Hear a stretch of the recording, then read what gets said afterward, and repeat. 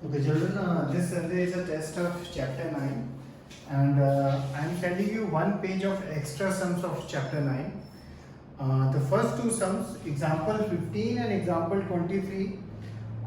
Example 15 identical है question 16 आपके text book के जो आप कर चुके हैं ऑलरेडी एक्सरसाइज का. So you can of course try, एक बार अपने आप ट्राई कर लेना, नहीं तो एक बार आप क्वेश्चन 16 देख लेना, आपको ऑटोमेटिक आइडिया लग जाएगा. ऑब्वियसली वैल्यूज डिफरेंट है. एंड एग्जाम्पल 23 भी ऑलमोस्ट आइडेंटिकल है क्वेश्चन 15 के जो एक्सरसाइज का क्वेश्चन है.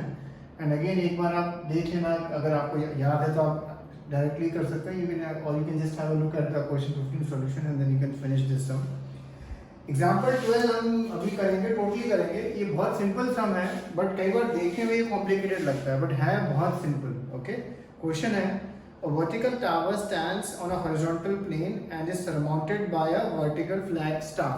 नॉर्मल वही है कि भाई आपका एक टावर है और उसके ऊपर एक फ्लैग लगा हुआ है. ठीक है, एडी हमारा टावर है, एडी इज द टावर, उसके ऊपर एक फ्लैग लगा हुआ है, एबी हमारा फ्लैग है. ठीक है, फिर फ्लैग स्टाफ का हाइट तो में दिया हुआ है h, यानी ए बी हमें h दिया हुआ है, ए बी हमको गिवन है h. At a point on the plane the angle of elevation of top and bottom, angle of elevation of bottom and top of the flag staff are alpha and beta. Bottom का angle है alpha and top का angle है beta. Okay, and then ये prove क्या करना है, prove height of the tower is h tan alpha upon tan beta minus tan alpha. तो ये सब जब आप जस्ट वैल्यूज लिखोगे ना ऑटोमेटिकली होता जाएगा, जैसे हम नॉर्मली सम करते हैं. हमें प्रूव करना है किसी तरह AD की वैल्यू ये h tan alpha upon tan beta minus tan alpha. आपको बस क्या करना है, ये जो CD की वैल्यू है ना, दो बार राइट इट 2 टाइम्स. एक बार ट्रायंगल हम ACD में काम करके लिखेंगे एंड एक बार ट्रायंगल BCD में. ठीक है, ACD एंड BCD में CD की क्या होता है लिखेंगे, और क्योंकि CD सेम है, सामने रखोगे तो ऑटोमेटिक सम हो जाएगा. तो अगर ट्रायंगल ACD में देखें, tan alpha is equal to opposite यानी AD अपॉन एडजेसेंट यानी CD. तो ये CD की वैल्यू हमें क्या मिली, AD tan अल्फा. ठीक है, सामने ले गया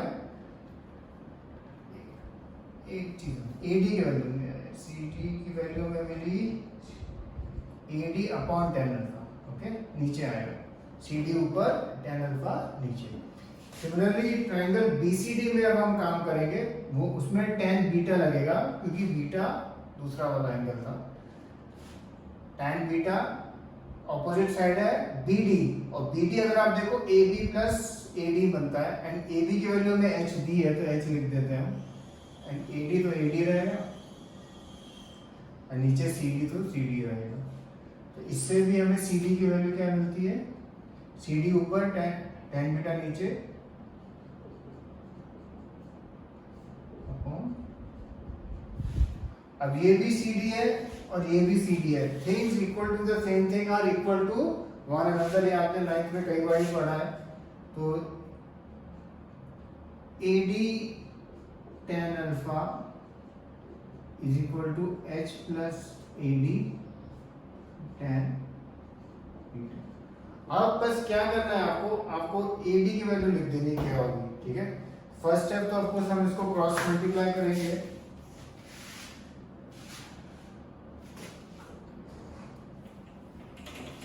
जब हम क्रॉस का मल्टीप्लाई करेंगे तो AD tan beta is equal to h tan alpha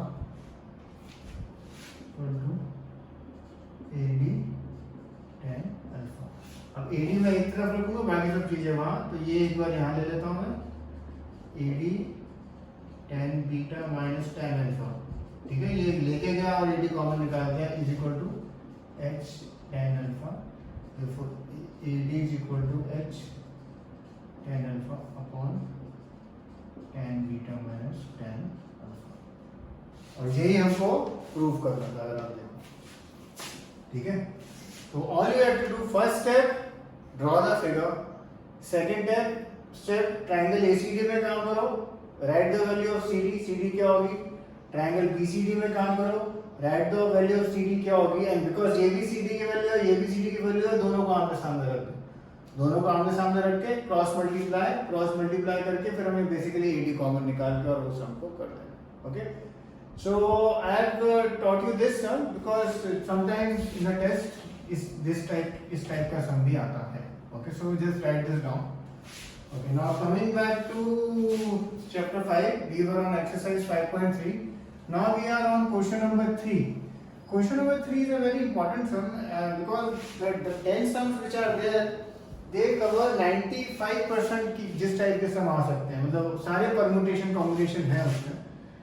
और बेसिकली ये जो सारे सम हैं ओनली बेसिकली 2 फॉर्मूलाज पे मोर और लेस बेस्ड है. एक तो आपका ये सम वाला फॉर्मूला, ये जो 2 फॉर्मूले सम के, और एक ये an वाला. ठीक है,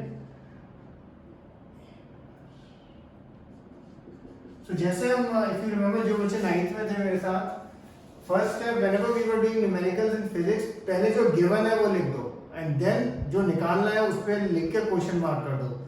तो सम को विजुअलाइज करना एंड सॉल्व करना बहुत बहुत इजी हो जाता है, जैसे हम देखेंगे. क्वेश्चन नंबर 3 देखिए. फर्स्ट है a is equal to 5, d is equal to 3, an आपको दिया हुआ है 50, आपको n निकालना है, n sn निकालना है. तो अगर आप ये फॉर्मूला देखो, अगर सबसे पहले मैं देखूं n अगर मुझे निकालना है तो an दिया हुआ है, an भी इस फॉर्मूले में अगर हम डालेंगे तो an है मेरे पास, a है मेरे पास, d है मेरे पास. तो 4 में से 3 चीजें हैं तो n आ जाएगा मेरे पास. And once I get n, बस sn निकालना है. sn मतलब जो भी n, सपोज n 20 आया तो s20 निकालना है आपको. और जब आप s20 निकालेंगे तो या तो आप ये फॉर्मूला भी यूज कर सकते हैं, बाय चांस इस समय आप देखेंगे आप दोनों फॉर्मूला यूज कर सकते हैं, जो भी आपको यूज करना. ठीक है, so this is question number 3 का first. Similarly question number 2, a 7 दिया है, a 13 दिया हुआ है, फाइंड d and s 13. ये और भी सिंपल सम है. a 13 यानी a plus 12d equal to 35 आपको गिवन है. a आपको गिवन है तो आपका d आ जाएगा, और d आ गया उसके बाद बस आपको s 13 निकालना है. That is of course very simple. इसमें भी आप चाहें कोई भी फॉर्मूला यूज कर सकते हैं, इन दोनों में से दोनों लग जाएंगे. S13 मतलब सम ऑफ 13 टर्म्स, तो पहली टर्म भी आपको दी हुई है और लास्ट वाली भी दी है, तो ये फॉर्मूला भी लग सकता है, और अगर आप चाहें तो ये नॉर्मल फॉर्मूला भी है वो भी लगा सकते हैं. क्वेश्चन नंबर 3, A12 आपको दिया 37, फिर D दिया है 3, A आपको निकालना है S12, ये भी मोर और लेस मिरर इमेज है सम का. A12 दिया है यानी A प्लस 11D दिया हुआ है आपको, D है तो A आ जाएगा, A आ गया तो एक बार S12 निकालना है, तो like 2 minutes. Question number 4, A3 आपको दिया है 15 और S10 दिया है 125. Find A and A10. इस क्वेश्चन में A3 यानी A plus 2D equal to 15 दिया हुआ है. ठीक है, अब अगर आप S10 देखें और मैं सपोज ये वाला फॉर्मूला यूज कर रहा हूं, तो S10 यानी 125 n/2, n/10 टर्म्स का है तो 10/2 और 2 a नहीं है मेरे पास, प्लस n-1 में अगेन 10-1 करेंगे तो 9 आता है, 9 एंड d भी नहीं दिया हुआ. अब अगर ये इक्वेशन देखो आप, a भी नहीं है और d भी नहीं है, तो आप how do you do it. But आपको एक ये चीज दी है, एंड इफ यू सी यहाँ से या तो मैं a या d की वैल्यू मैं इजीली यहाँ डाल सकता हूँ. सपोज a की वैल्यू अगर मैंने निकाली तो a क्या मिलता है, a is equal to 15 minus 2d. Okay, तो ये वैल्यू निकाल के a की और फिर मैं यहाँ a की जगह डाल दूंगा इसको, and once I do that मेरे को d मिल जाएगा, and once I get d a तो आराम से मिल जाएगा. ओके, सो ये एक सम अब तक की जो सम थे हल्का सा डिफरेंट था. ठीक है, हमने पहले फर्स्ट इक्वेशन बनाई, फिर उससे हमने एक वैल्यू निकाली, जो फिर हमने जो एक सेकंड इक्वेशन बनाई थी उसमें सब्स्टिट्यूट करें. Okay, this is question number 4. Last question जो हम आज देखेंगे क्वेश्चन नंबर 5. D5 दिया हुआ है आपको और S9 दिया 75, आपको A निकालना है और A9 निकालना है. ओके, तो S9 दिया हुआ है आपको, यानी सम ऑफ 9 टर्म्स। तो अगर मैं ये वाला फॉर्मूला लिखता हूँ तो 75 इज इक्वल टू 9/2 फिर 2 इंटू ए प्लस n माइनस 1, यानी n माइनस 1 तो अपना 9 माइनस 1 8 और d आपको दिया हुआ है। ये तो बहुत सिंपल है, इसमें तो कुछ है नहीं करने के लिए। आई मीन ए आ जाएगा बिकॉज डी आपको दिया हुआ है, जस्ट डू सब्स्टिट्यूट और हो जाएगा। तो फिर एक क्वेश्चन और कर लेते हैं, क्वेश्चन नंबर 6। फिफ्थ तो बहुत ही सिंपल था। Question number 6, given a is equal to 2, फिर d इज इक्वल टू 8,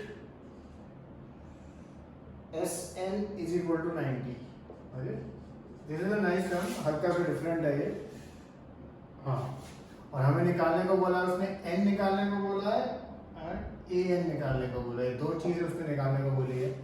हम Sn वाले फॉर्मूले में लगाते हैं तो 90 n/2 बिकॉज n नहीं है हमारे पास, 2a हमें दिया हुआ है प्लस n माइनस 1 और फिर d भी तुम्हारे पास है।